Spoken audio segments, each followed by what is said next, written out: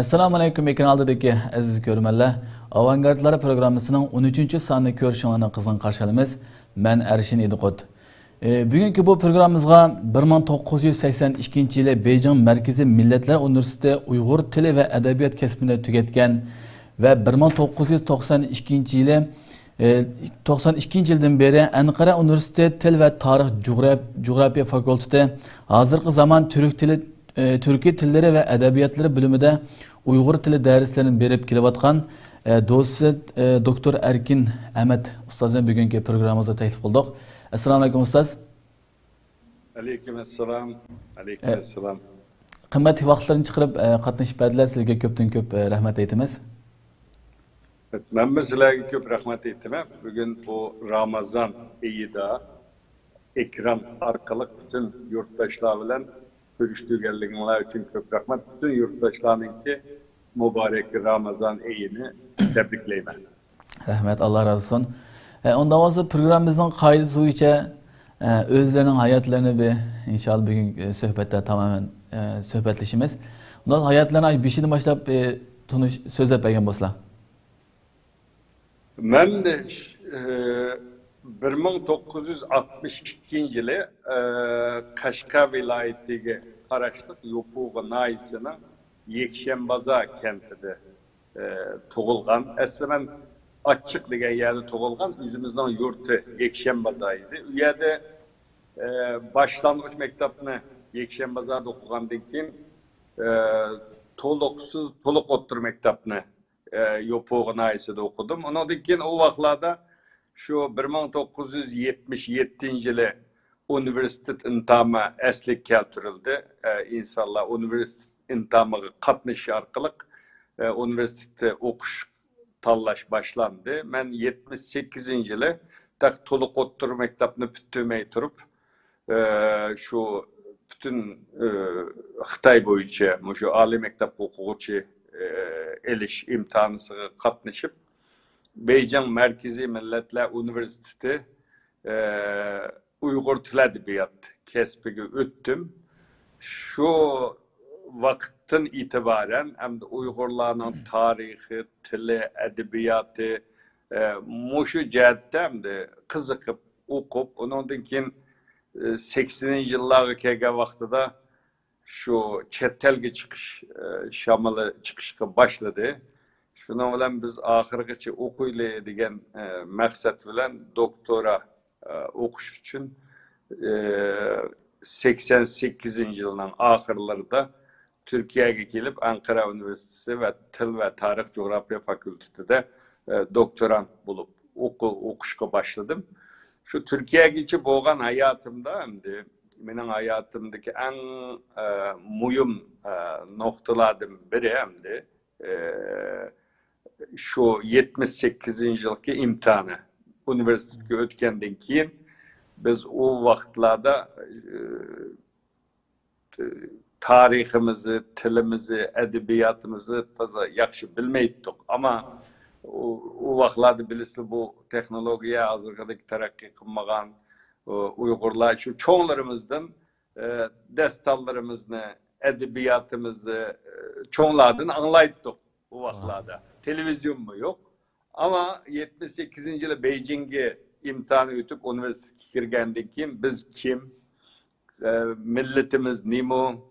Biz qanday bir millet, tilimiz, tariximiz nimo? Şunun bilan şu qiziqish bilan bizningki tarixda devletlerini kurgan, parlak medeniyetlerini yaratkan, muşunda bir ecdatlarının evladı ikenligimizni düşünüp yetip, milli, manevi tuygullarımız mı yetişki başladı.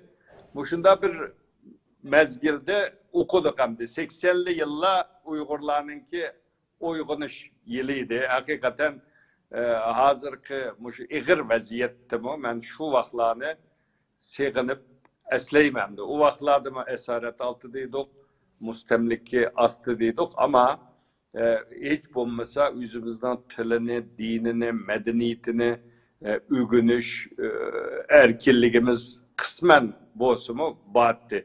Yaxşı bir sığınıp hazır bu şu igir vaziyette şu vaxtlarını esleyimiz hem de. Mening kallamga bir savol kelib qoldi hozir. Xitoy o'zi bilgandek, biz bilgandek Uyg'urlar madaniyatini, tilini yo'qotish uchun shuni kuchayotdi hozir qadar.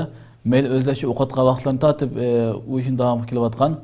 Shu sizlar shu 82-yilda maktab bitiriblar, shu o'qitgan jarayonlarda bu Xitoy shu siz Beyjingda o'qiblar, shu Xitoyning poytaxtida. Shu yerda bo'lganligi uchun masalan Uyg'ur tilining yoki adabiyotning tarixini o'zgartib ders qilib o'tgan yerlar bormi? O vaxtlarda bu bilisizlar 49-yılı Xitoy bizni işgal qilib besib olgandan keyin 66-yılı başlagan bu medeniyet inqilobidan 1978-yıllargacha bütün yezigimizni, tilimizni o'zgartib darsliklarda butunlay Uyg'urlar to'g'risida hech qanday mazmunni qo'ymay o'g'itishga boshlagan. Ama 1978-yılda Xitoyninki sol siyaseti yani asabiy sol siyasetinin ta'siri bilan bular bo'lgan. Ama 1978-yılı Xitoy Mao o'lgandan keyin bu faqatla Uyg'urlarga xos emas. Bütün Xitoyda, bütün milletlerde bir içivitiş siyaseti, chet elga içivitiş, burunqi ma'ni qilingan bütün narsalarda yeniden bir islohot elib berish bo'ldi. Islohot elib berish bo'lgandan keyin bu yerdan de Uyg'ur tilini yo'qotish, tilimizni, dinimizni yo'qotish emas, kısmen de olsa bir Uygurlarınki özününki tarihini, medeniyetini kaytıdan ügünüş hareketi başlandı. Mesela 1977 yılında Merkezi Milletler Üniversitesi'de Türkiye Tilla sınıfı da bir sınıf açıldı. Bu sınıfta Kadimki Uygurca, Kök Türkçe, Çağatay tili, Hakaniye tili degendek muşu tıllarını ügetti. Bu yerde bir 27'dek okuğucu yetiştirdi Xitoy. Bu yetişken okuvchilar vatanga, Sharq Turkistonga qaytgandan keyin har qaysi universitetlarda tadqiqot o'rinlarida ishladi, ba'zilari chet elda ishladi. Mushu türkologiya tadqiqotida yangi bir sayfa, yangi bir bat ochildi. Ya'ni bu yerda ma'ni qilish emas, Xitoyninki bu faqatla Uyg'urlarga xos bir siyoset emasdi. Xitoyning bütün ülkelerinde, Xitoyda bir yeniden burunqi sol siyasetten kutulup bir yeni ıslahat siyaseti elip bağdı bu Deng Xiaoping hakimiyet beşeri kelgandan. Şuna olan birgi biz bu Xitoydagi bu siyasetten faydalanıp Uyg'urlar özünün tilini, dilini, dinini ügünüş bir yuşuk bir fırsat oturga çıktı. Bunundan faydalanıp ayna Divan Lugat Türk neşir kılındı, Kutat Kubilik neşir kılındı. Biz o kitaplar çıkan vaxtıda o şunu da hoşallık içinde o kitaplarını setivəlib, okup hazır yaşlardan sorsam mesela her bir Uygur yaş Divan-ı Lugat Türk'ünü okuşu lazım. Onun da bizden nurgun nesiller vardı. Hazır biz o vaxtıda okuyorduk. Çünkü internet yok, bu yok, bu yok. Bu vaxtlarda Uygurlarının kaytıdın bir özüne, kimligini yo'qotish oldida turgan bir millatning qaytadan o'z kimligini tirildirish mezgili o'tirg'i chiqdi. Nurg'un romanlar yozildi. Mesela bir makalada ko'rdim hozirgacha bir 220 etrafida 1980-yildan bugungacha 220 roman yozilibdi. Bu az san emas bu. Demek bu 30-40 yıl içerisinde bulup 2000 yıllargacha bo'lgan bu 20 yıl içinde nurgun özgürlükler, nurgun bizge faydalık bir fırsat oturga çıkan edi. Maşallah, Allah razı olsun. Ondan sonra özellikle kitaplarında ilmi makallarını, neslerini gördüm. Hazırgıça şu emeli emgeklerinin bir söz yapayım mesela. Ben Türkiye'ye kelgendeki de vatandaki vaktimizde bazı jurnallarda tıl doğrusundaki bazı makallarımız ilan kılıngan. Yine bu makalla ilan kılınıp yeniden bir nem kılışkı başlayan vaxtıda bir chet elge çıkıp okuş fırsatı oturup çıktı. Şu an Türkiye'ye kelgendeki tunci bir nimem bilisle Nesirdin Efendi bizden Uygurlarda Nesirdin Efendi doğrusunda köp kitapla neşir kılıngan 80'li yıllarda. Biz her yerde Nesirdin Efendi'nin latifelerini anlaytık. Bizdenki tarihimizde mühim yeri olan bir kişi. Ben Türkiye'ye geldi kim bu? Sivrihisar Nesirdin Efendi tuğulgan cay Ankara'ya yakın bir yer. Akşehir'de yerlere bağlandı kim? Ben bu Uygurçadaki, Uygurlardaki Nesirdin Efendi latifesi bilen bu Türkiye'deki Nesirdin Efendi latifesini bir seliştiraydı, bir seliştirip bir kitap yazgan Nesirdin Efendi de o Türkiye Medeniyet Ministerliği tarafından neşir kılındı. Nayet köp setildi, kızıkıp Uygurlardı mı Nesirdin Efendi bakiyende Türklerde bulupmuş halk edebiyatı tatbikatçılarının köpü ağam oldu. Ondan keyin Türkiye'de Uygur edebiyatı yaxşı bilinip gitmeydi. Tahqiqçi, hazırgıçı bilinmeydi. Hem de biz aslında şu Türk dünyasında bu edebiyat bir milletini tanıtış için nayet mühim bir vasıta. Şunu biz bu Uygur edebiyatını çetlerde tanıştırsak yaxşı oldu iken biz ne hiç kimini bilmeydiken bu yerde. Sen bir Özbek diye vaxtada Çolpan'ı cık Türkler bilirdi. Kazak diye vaxtımızda Abayne köpe bülüdü. Tatar diye vaxtımızda Abdullah Tokay'ne bülüdü, eserlerini bülüdü. Biz de tazı yakşı bilmeydik yani. Dep ben Uygur şiir antolojisi dep Uygurlarınki şairlerini ve şiirlerine tanıştığım bir kitap hazırlagandım. Onu mu 97. yılı Türkiye Medeniyet Ministerliği tarafından neşir kılındı. Umam da Uygur edebiyatçılarına tanıştırıştı. Mühim rol oynadı ki Uygur edebiyat, Uygurlardaki yazgıçılar, şairler, edebiyatçılar, romanlar doğrusu da doktora disertasiyaları, ilmi makalları yazıldı. Onun ki ben benimki doktora ilmi makalam şu Uygur şiveleri doğrusuydu. Ve 90. yıllarda biz çeklenmegen vaktimiz, Xitayga beriş çeklenmegen vaktimizde ben Şarkı Türkistan'a berip Komol, Turpan, Kaşka, nurgun bütün vilayetlerge, Olcu'dan başka nurgun yerlerge berip til materyali yığdım, topladım. Bunu bir doktor ilmi makalesi kılıp yazgan. Bu eser mühim bir eser. Türkiye'de benim 7-8 yıllık emgigimin neticesi bu. Bu şu cihetten mühim. Yani Uygurlar bu bulup mu 49. yıldan hazırgacha bir 7-8 katım imla kaydımız özgerdi. Ben bu nimemde, bu kitabımda bu şu Gülnar Yarın şivisilik Türkolog 1930. yıllarda bizden vatanda til tekşürgen. Nurgun 4 tomluk kitabı var. Şu vaxtdaki Uygurlar işletken materyallarını şu toplagan.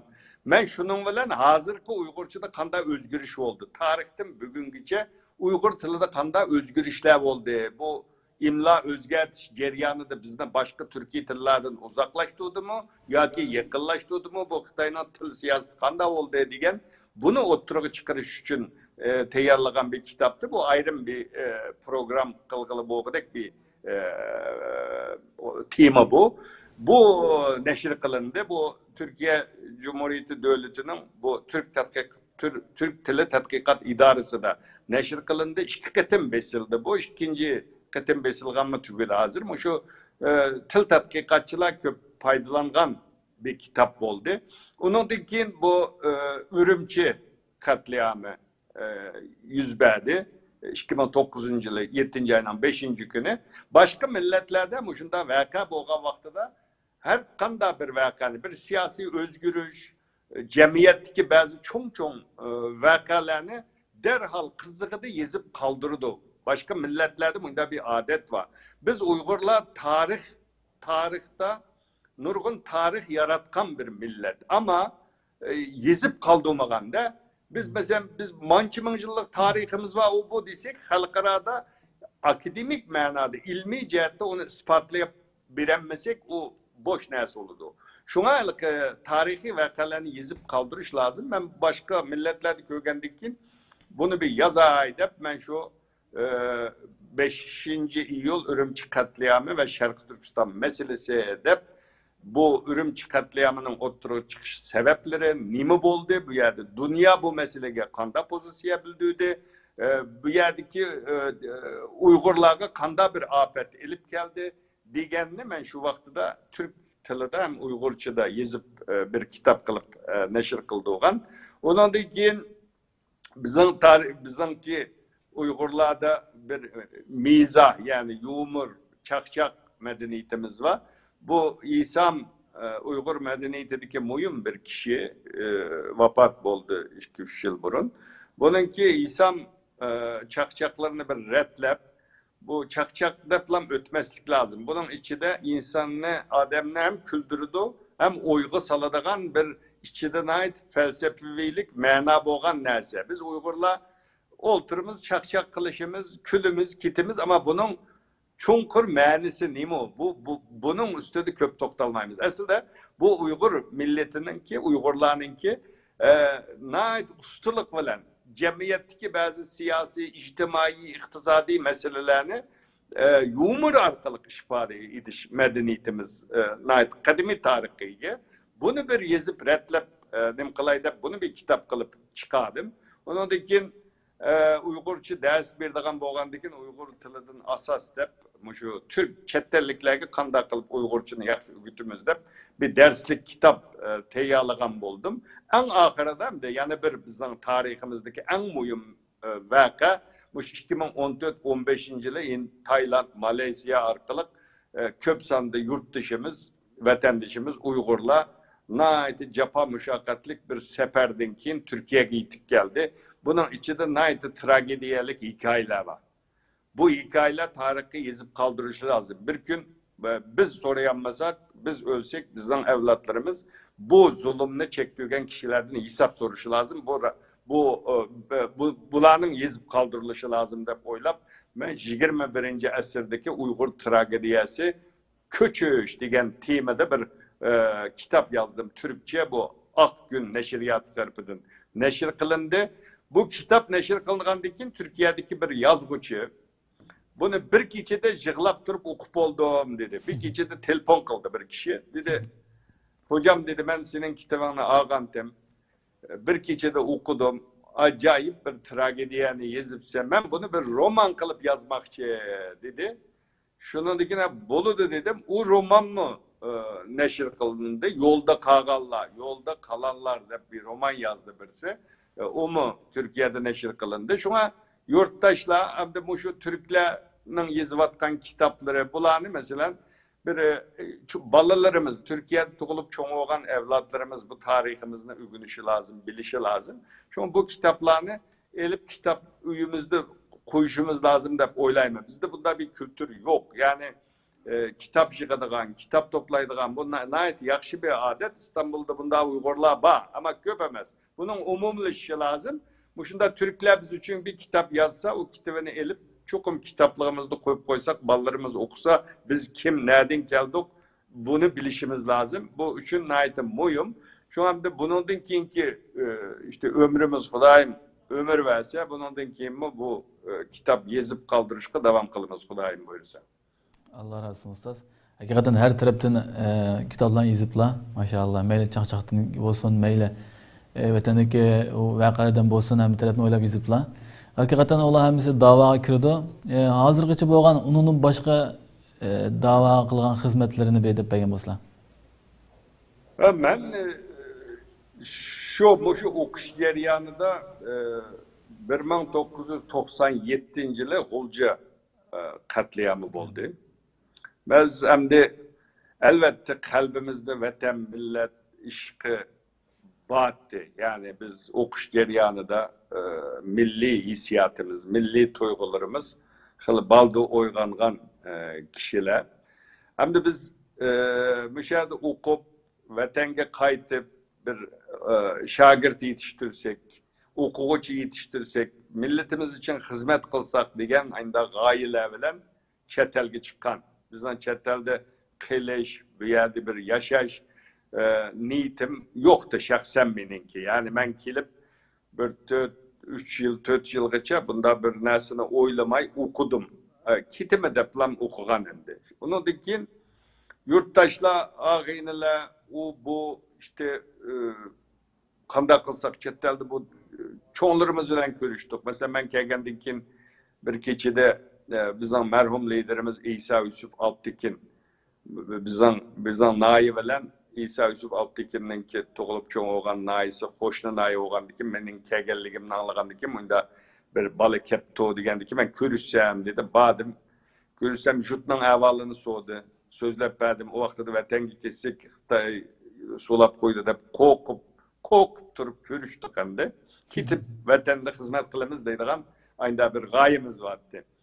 Sözleşkendan keyin bu o'qish jarayonida bu yerda bu vatanning haqiqatan Sharq Turkistonning bu ishg'ol etilgan bu zamondan ki Uyg'urlarning bunda ketmasligi, bunda davom qilmasligi kerakligini, bu millatni qutuldirish kerakligini bizga o'xshash nurg'un millatlarningki bunda mücadele kılvatkallıqını köğendik ki biz bu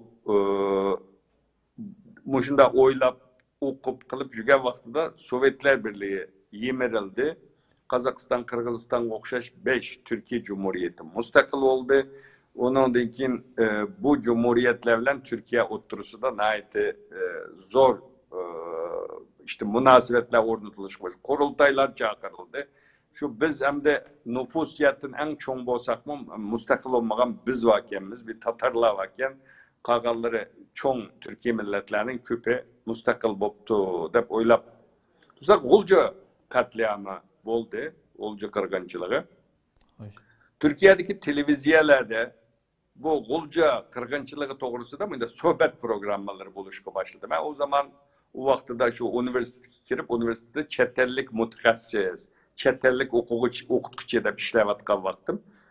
Hiç unutmayın ama Ümit Özdağ deydiğen parlament azası hazır özü, onun dadısı vardı.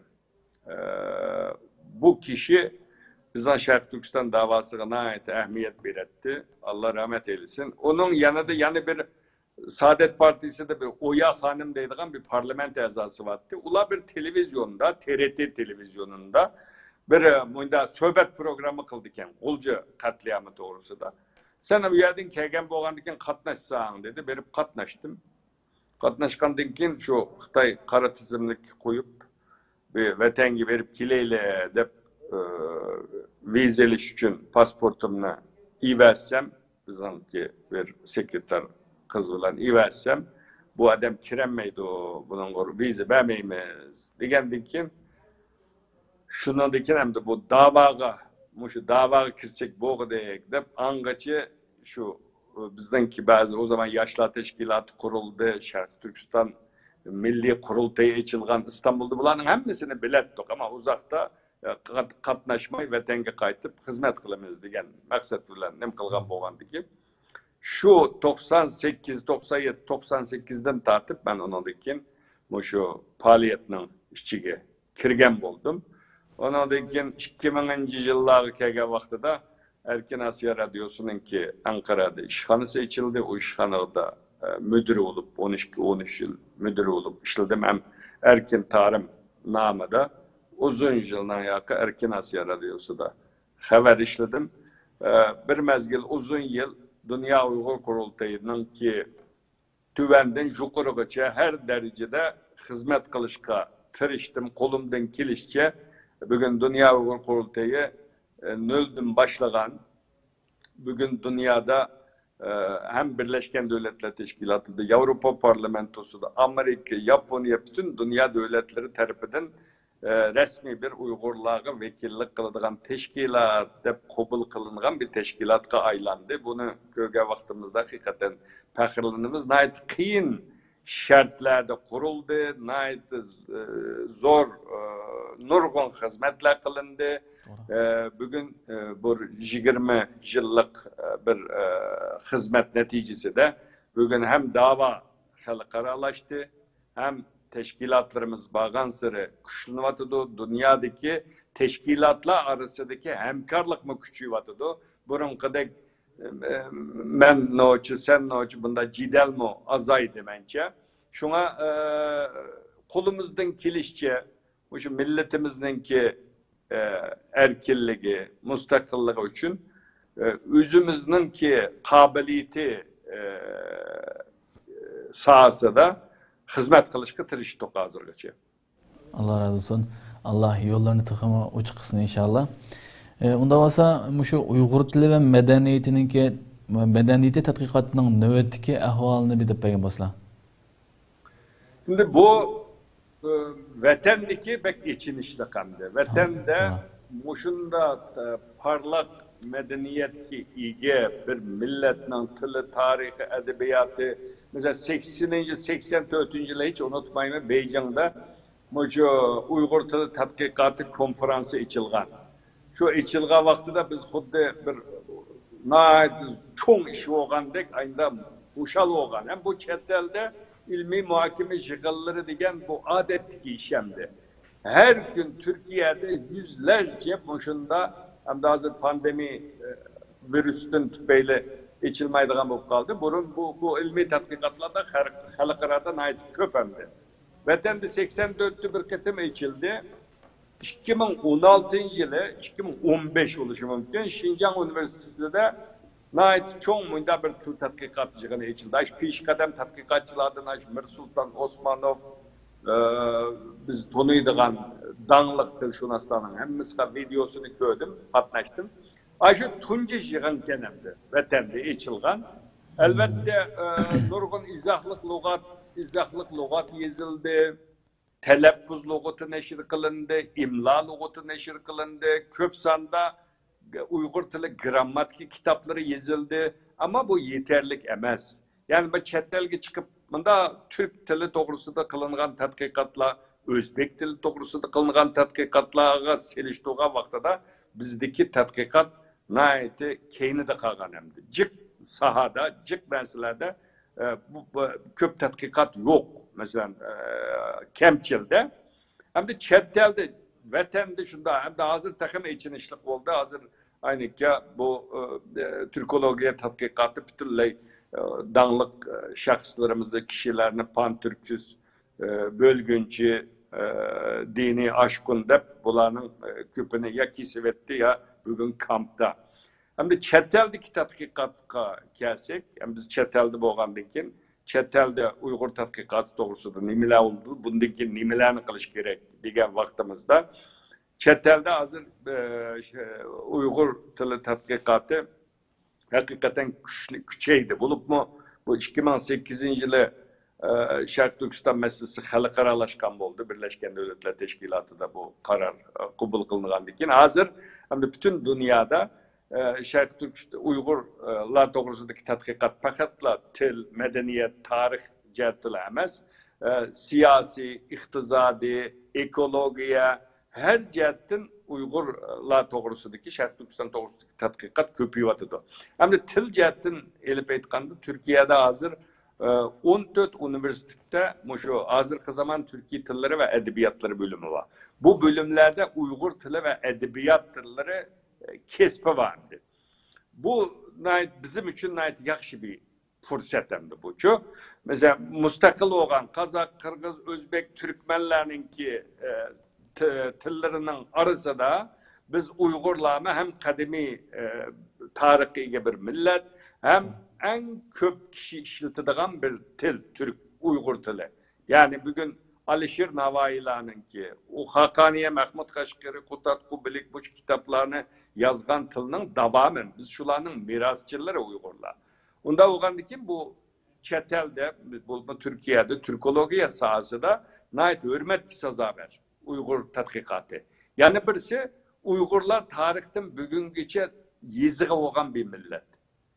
Yani köp mani, köp dinin özgetken bir millet. Mesela biz mani dinine itikat kılgan, Budizm'e itikat kılgan, onun için İslam dinine itikat kılgan, muşu dinlere itikat kılış ceryanında başka tılladın şu din bilen münasebetlik nurgun kitaplarını Uygurçaga tercüme kılıp yazıp kaldı olan. Hazır mesela kadimki Türk dili tarihini tadkik kılış için Türkler Uygurçını tadkik kıldı. Uygurçı arkalık Türk dilinin ki kadimki tarihini tadkik kıldı. Şu an bu Türkiye'de bu Türkiye Tilla bölümünün içilişi bizim için nait bir yakşı fırsat. Ben bu yerden şu Türkiye'de ballarını okutuvatkan anıla çıkıp bilmeydi o. Mesela burun okup gelip, burun müşahede to'qilib cho'ng olgan balalardan bir qanchasi bizden bölümde okugan oldu. Okugandan keyin mushu sahada doktor unvanini aldı, doktorluk unvanini.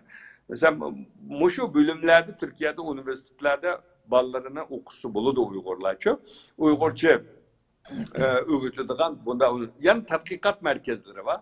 Tadqiqat merkezlerinde mi Uygur tili doğrusunda tadqiqatlar elip verilatıdı. Mesela bazı jurnallar çıkıvatıdı keyinki yıllarda Uygurca jurnallar. Bugün Amerika Birleşik Devletleri'de Indiana Üniversitesi'de hatta Harvard Üniversitesi'de, Germanya'da bir kançı üniversitede, Fransa'da, nurgun devletlerde Uygur tili kesbede bölümler içilvatıdı. Bu nayeti yakşı bir iş yani bizim için yakşı bir fırsat. Çünkü bu fırsatta çetelde biz vatandaki bu ötkünçü devirde tilimizde qoğdap keliş için çeteldeki bu tadqiqatımızı güçlendirişimiz lazım.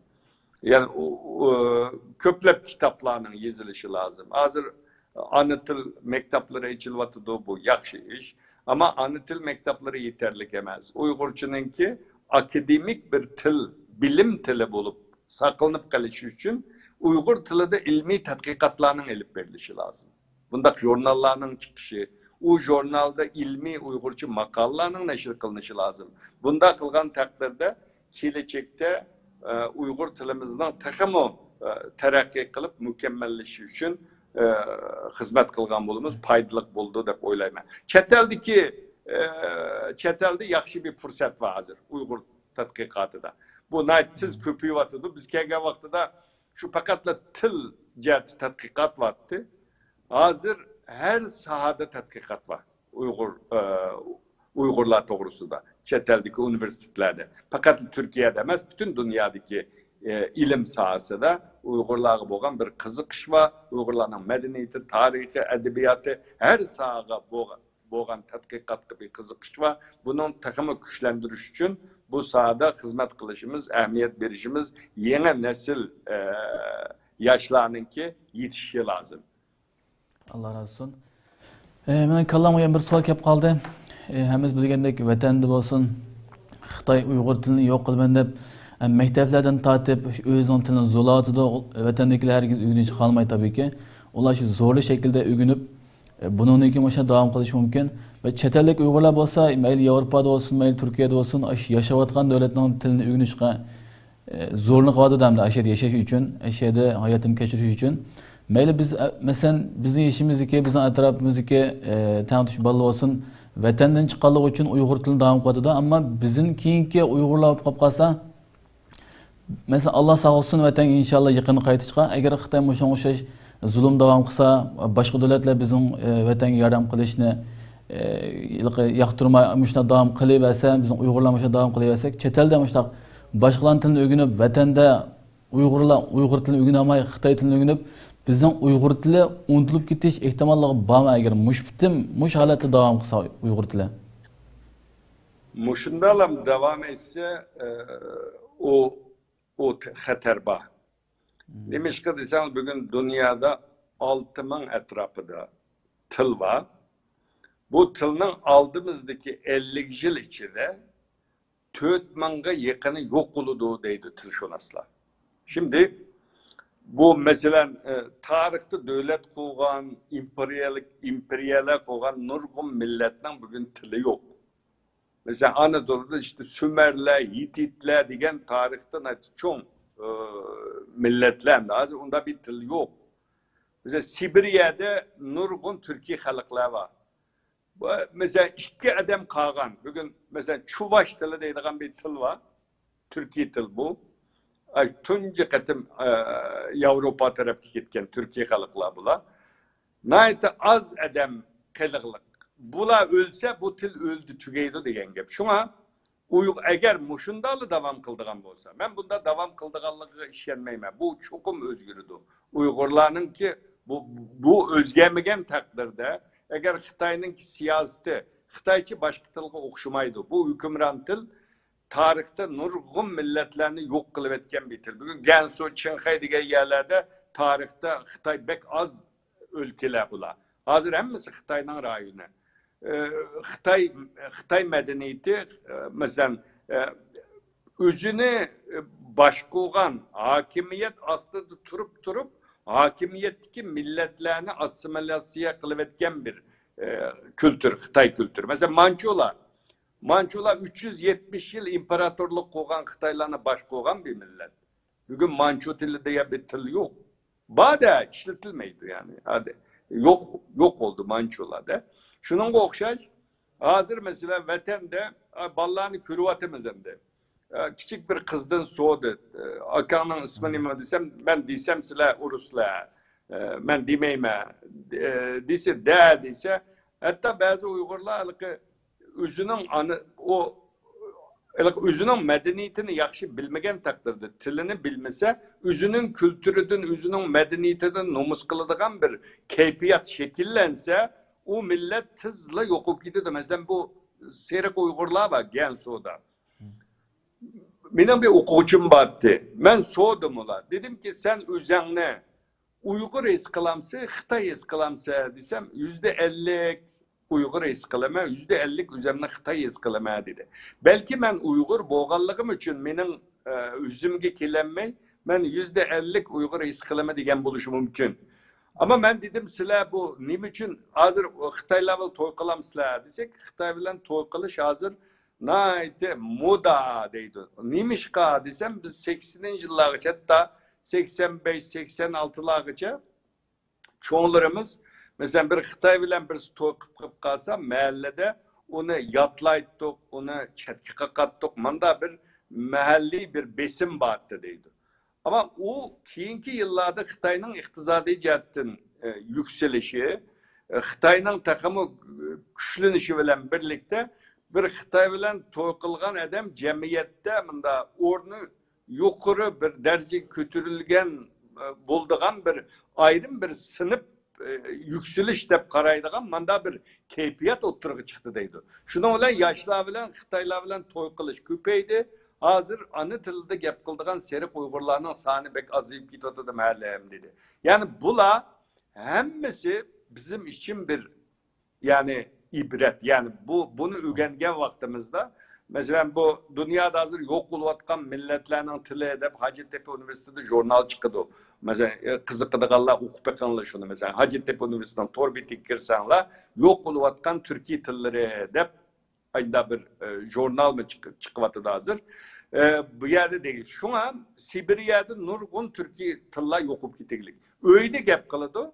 Abi nimede yok. Mesela bir til eğer akbaratta, marifta, ticarette, felsefede, edebiyatta her sahada bir til bu işletilmese o til acizlaşka karab. Mana da ahirde yok oldu. Bu tilin kanuniyeti, kaidesi. Şuna Uygur tili eğer muşundalı devam kıldığan olsa. Mesela biz deyimiz Avrupa'da 4 milyon Türk var ama balları Türkçe biliyordu. Ne biçim biliyordu? Ula yazlık tatillerde ballarını ekilip meyada çoğun tatlıları bilen, çoğun anıları bilen tatilde turudu, kitidu. o bizdek emas. Biz dünyada birden bir içinişlik vaziyetdeki millet biz. Sen bilirse Uygurçunu, toy kıldın, balan oldu, çoğun dadısını bilmeydi, çoğun anısını bilmeydi. Vatenge berip bir Uygurcu gep kılış pürstümü yok. İşki itiklik. Bu muhit bek muhim. Tıl muhiti dediğimiz muhit bek muhim. Şimdi eğer bu muhitte Uygurlar hiç oturaklaşkan Uygur mahallesi bulmasa, eğer Uygurlar tarkak oturgan takdirde üçüncü nesilge kelgen vaxtıda Uygurçu tügeydi. Yani onun için xatarlik. Biz bunu elbette ballarımızı kurslarda ügüteyle, öydü ügüteyle, bunun aldığı bir tosalgı yok. Ama en mühimi biz vatandaki anıtıldı marifni qanday qilib esliga keltirimiz, xalqarada bunun mücadelesini verişimiz lazım. Allah razı olsun. Hakikaten bu til meselesi ki vaktimizde bulup mu çetelliklerge qarga vaktimda yürügünmek geçişdi. Vatandaki qarsak, meyil din olsun, milli, ırkı, bütün cihetten yürügümüz geçişdi. Allah has vatanga patiqini qaytib, şu vatanda yaşashga Allah nasip qilsin inşallah. Programımızın ahırını kep qaptimiz. Unda olsa ekran aldidagi ko'rmanlarga deydigan gaplar olsa deb aytmaslar. En ahirki sözüm hem de şu her kanda Uygur Şarkı Türkistan için, öz milleti için kaygırsun. Kelgüsü de nim bolumuz, kadirimiz nim boludu. Vatan milletinin, tilimizin kelgüsü de anıtıldı. Marifnin asli keltiriş için kolamdan nemi gelidu deb bu sualını sorap, hemmimiz kolumuzdan kelişçe nemi kılalısak, bugünkü Uygurlarının bu ağır vaziyetinden kurtuluşu için küreş kılışımız lazım. Bir kişilik hessimizle koşuşumuz lazım deb oylayman. Rahmet. Allah razı olsun. Sizge köptün köp rahmet etaman. Hakikaten bugün özlerinin hayatlarından başka ve ait mühim mezmunda sohbetleştik. Programımıza katılış belgeler için sizge köptün köp rahmet etaman. Ben de köp rahmet etaman. Rahmet. Anda olsa ekranda görmeler bugünkü programımız müşahede bulundu. Bugün hakikaten ait mühim mezmunda sohbetleştik Erkin Ahmet Efendi bilen. Hakikaten ustaz degandek chet eldagi vatanda bo'lsin bizning Uyg'ur tilimiz davlat rayonlarida boshqa har qanday tijorat rayonlarida az ishlatilgani uchun Uyg'ur tilimiz unutilib ketish ehtimolligi bor. Inshaalloh yaqinda vatan qaytishga Allah nasib qilsin. Shunlashqa chet eldagi barliq Uyg'ur qarindoshlarimizninki bolalarini bo'lsa-mu shu Uyg'ur tilini o'rgatishga kuchishiga umid qilaman. Unda olsa bugünkü programımız müşahede bulundu. Kela qism program ko'rishgacha aman bo'linglar. Allohga emanet.